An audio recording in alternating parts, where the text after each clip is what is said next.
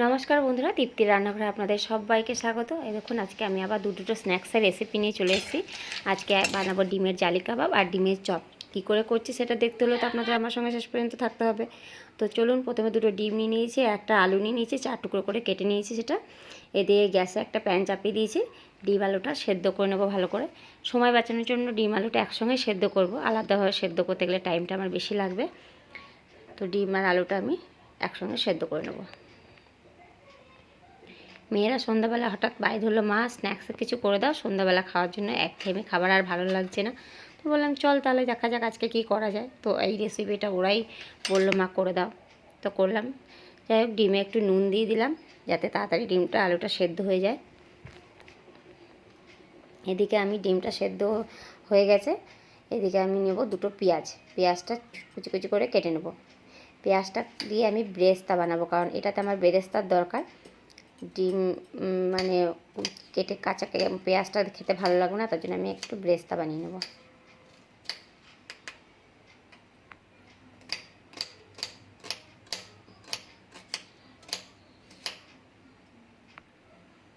পেঁয়াজটা ভালো করে কেটে নিয়েছি। এদিকে গ্যাসে আমি একটা কড়াই চাপিয়ে দিয়েছি, কড়াইটা গরম হয়ে গেছে। এবার আমি কড়াইয়ে বেসনটা ভেজে নেব, কারণ আমার এটা করার জন্য লাগবে বেসন। তো কাঁচা বেসন দিলে কাঁচা বেসনের একটা গন্ধ আসবে, তার জন্য আমি বেসনটাকে হালকা গরম করে কড়াইটা হালকা ভেজে নেব। দিয়ে আমার বেসনটা ভাজা হয়ে গেছে, এবার আমি বেসনটা নামিয়ে নেব। কড়াইটা পরিষ্কার করে আবার কড়াইটা চাপিয়ে দিয়েছি। এদিকে কড়াইটা গরম করে আমি তেলটাও দিয়ে দিলাম। তো তেলটা ভালো মতো গরম হয়ে গেলে এবার যে পেঁয়াজটা কেটে রেখেছিলাম সেটাতে আমি বেরেস্তাটা করে নেব। আর বেরেস্তা করার জন্য গ্যাসটা পুরো হাই ফ্লেমে দিতে হবে, গ্যাসটা কমিয়ে রাখলে হবে না, তাহলে বেরেস্তাটা ভালো হবে না। তো হাই ফ্লেমে দিয়ে বেরেস্তাটা ভালো করে ভেজে নিয়েছি আমি। বেরেস্তাটা আমার ভাজা হয়ে গেছে, এটা তুলে নেব।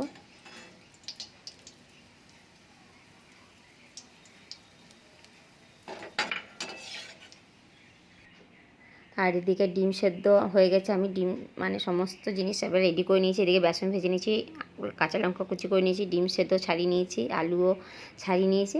এবার আমি যেটা করব, ডিমটাকে কেটে ডিম থেকে কুসুমটাকে আলাদা করে রাখবো, কারণ ডিম আর কুসুমটাকে একসঙ্গে কাটবো না, তার জন্য কুসুমটাকে আমি আলাদা করে নেব।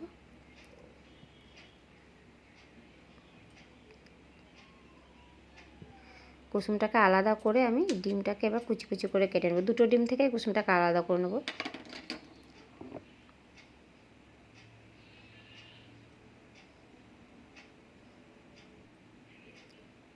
এবার একটা ছুরি দিয়ে আমি কুচি কুচি করে কেটে নেব, কারণ আপনারা চাইলে গ্রেটারে করে কাটতে পারেন। গ্রেটারে করলে ডিমটা একদমই ঝিরিঝিরি হয়ে যাবে। তো ওইভাবে করলে কী হবে, এইভাবে কাটলে যে একটু ডিমটা মুখে দানা দানা লাগবে, সেটা বেশি খেতে ভালো লাগে ওটার থেকে। আপনারা চাইলে গ্রেটারও করে নিতে পারেন। তো আমি এরকম করে কুচি কুচি করে কেটে নিয়েছি। এবার আমি কুসুমটাকেও ভালো করে কুচি কুচি করে কেটে নেব। তো ডিম আর কুসুমটা একসঙ্গে মিশিয়ে নেব। এবার যে আমি আলুটা সেদ্ধ করে রেখেছিলাম, সেই আলুটা একটা গ্রেটারে করে গ্রেট করে নেবো। আলুটা হাতে করে ম্যাশ করবো না, তাহলে ভালো হবে না অতটা, কারণ আলুটা গ্রেটার করতে হবে, কারণ গ্রেটার করলে আলুটা খুব ভালো মিহিভাবে মাখানো হবে। আর আলুটা খেতেও ভালো লাগবে, মুখে দানা দানা লাগবে না আলু। এদিকে কাঁচা লঙ্কা কেটে রেখেছিলাম, কাঁচা লঙ্কাটাও দিয়ে দেবো। এবার যে পেঁয়াজ বেরেস্তাটা করে রেখেছিলাম, পেঁয়াজ বেরেস্তাটা মিশিয়ে নেব। এখানে আমি লঙ্কার গুঁড়ি, নুন, আর এটা দিলাম হচ্ছে ধনে গুঁড়ো, ভাজা মশলার গুঁড়ো, আর গরম মশলার গুঁড়ো, আর দিলাম বেসন। বন্ধুরা, এখানে আমার একটু প্রবলেম হয়ে গেছিলো ক্যামেরাটা, যার জন্য ওটা আপনাদেরকে ভালো করে দেখাতে পারিনি, তাই আমি মুখেই বলে দিলাম যে কী কী উপকরণ দিয়েছি। তো সমস্ত উপকরণ ভালো করে মিশিয়ে নাও। আপনারা চাইলে এখানে ধনেপাতা কুচিও দিতে পারেন। তো সমস্ত উপকরণ এবার আমি ভালো করে মিশিয়ে নেব, মিশিয়ে মেখে নেব। তো মাখাটা আমার কেমন হয়েছে সেটা দেখার জন্য আমি একবার হাতে করে চেপে দেখবো যে গোলটা আমার ঠিকমতো হচ্ছে কিনা, তবে বুঝো মাখাটা হয়ে গেছে। দেখুন, এটা আমার কোনো জল লাগলো না, ওইভাবে আমার মাখা হয়ে গেল বিনা জলে। এবার আমি হাতটা পরিষ্কার করে গোল গোল করে শেপ দিয়ে নেব। যে যেরকম শেপ পছন্দ করবেন আপনারা সেইভাবে শেপ দিতে পারেন। আমি আমার পছন্দ অনুযায়ী শেপ দিলাম। আমি দু রকমের শেপ করলাম, একটা গোল করলাম, প্রথমটা একটু ছোট সাইজ করলাম, দেখলাম ছোট করে যে কেমন হলো শেপটা। এবার এক একে সব মাখাটা আমি শেপ বানিয়ে নেব।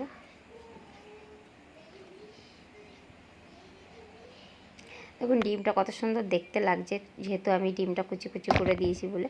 আর এবার দেখুন এটা একটু লম্বা টাইপের শেপ করে নিলাম, একটা গোল একটা লম্বা, দু রকমের শেপ করেছি। আপনারা চাইলে আপনাদের ইচ্ছা মতো শেপ করতে পারেন। তো আমার এই মানে দুটো ডিম আর একটা আলুতে মোট এতগুলো হয়েছে।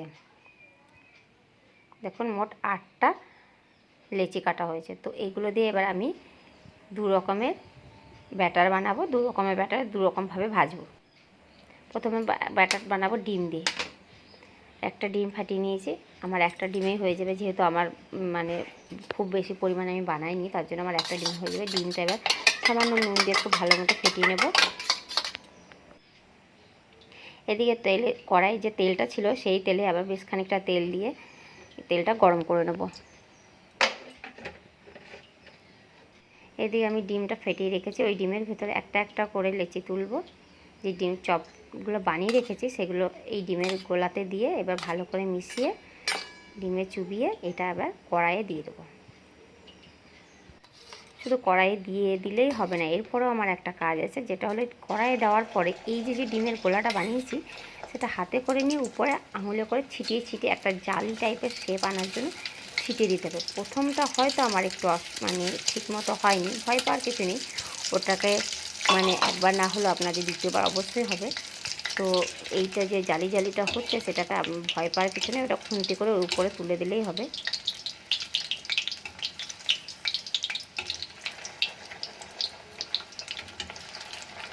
এটা পুরোটাই মানে ডিমের সঙ্গে মানে চপটার সঙ্গে পুরোটাই মিশিয়ে মানে গায়ের উপর লাগিয়ে দিতে হবে। তো এই দেখুন এরকম আমার এটা ভাজা হয়েছে। এইবার একে একে আমি সবগুলো এরকম করেই ভেজে নেব।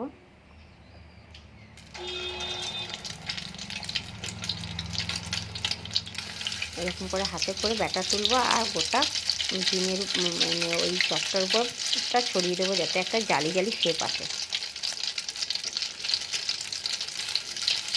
জানি না আপনাদের কতটা করে বোঝাতে পারলাম বা দেখাতে পারলাম।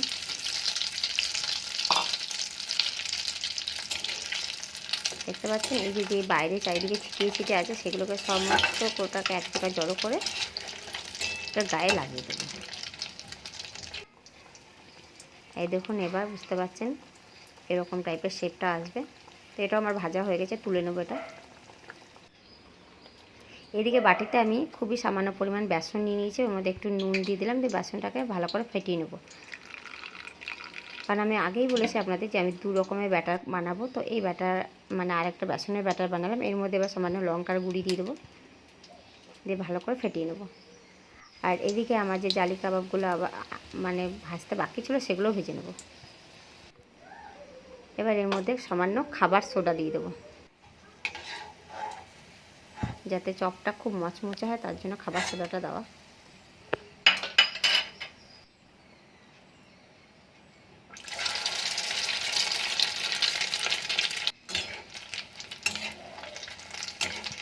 এটা বানাতে গ্যাসটা মানে কড়াইটা খুব তেলটাও খুব নোংরা হয়, দেখতেই পাচ্ছেন। ভয় পাওয়ার কিছু নেই, তেলটা আপনার কাজে লেগে যাবে।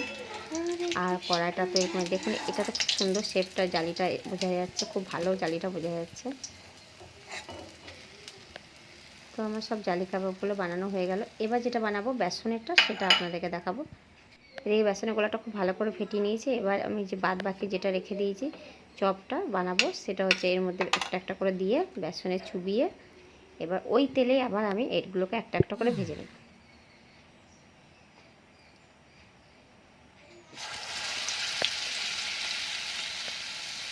তো আমি এখানে এটাতে কোনো জালি বানানোর কোনো দরকার নেই, তার জন্য আমি একসঙ্গে সব কটা ভেজে নেব।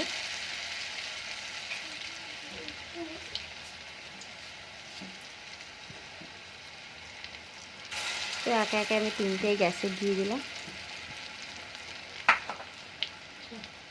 এখানে বাটি রেখে তারপর তো খাবি, তখন আমার বাটি যাইনি, সস্তা সেটে খাওয়ার কি আছে বাবা।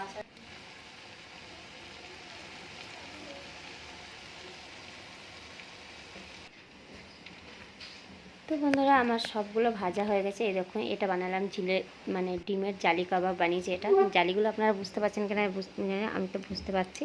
তো আপনাদের কেমন লাগলো এই ভিডিওটা? দেখে তো লোভ লাগছে অবশ্যই। আর এদিকে আমার ডিমের চপগুলোও ভাজা হয়ে গেছে, সেগুলো আমি তুলে নেব। তো আজকে সন্ধ্যাবেলা দুটো স্ন্যাক্স মানে কেমন লাগলো আপনাদের অবশ্যই আমাকে কমেন্ট করে জানাবেন। আর খেতে আপনাদের কি বলবো, দারুণ হয়েছিল। মেয়েরা তো প্রশংসায় পঞ্চমুখ, মা খেতে খুব সুন্দর হয়েছে। তো আপনাদেরকে এটা ভেঙে দেখানো হয়নি, যেহেতু মেয়েগুলো ওরা দেরি সহ্য করে না, বানাতে বানাতে নিয়ে খেতে লেগে গেছে। তো তার জন্য আপনাদেরকে ভালো করে লাস্ট ফিনিশিংটা দেখাতে পারলাম না। তো আজকের মতো এখানে আসছি, টাটা। আর যদি আপনাদের আমার চ্যানেলটা ভালো লেগে থাকে প্লিজ একটা লাইক, কমেন্ট, শেয়ার অবশ্যই করবেন। আর চ্যানেলটাকে সাবস্ক্রাইব করে দেবেন, আমার পাশে থাকবেন।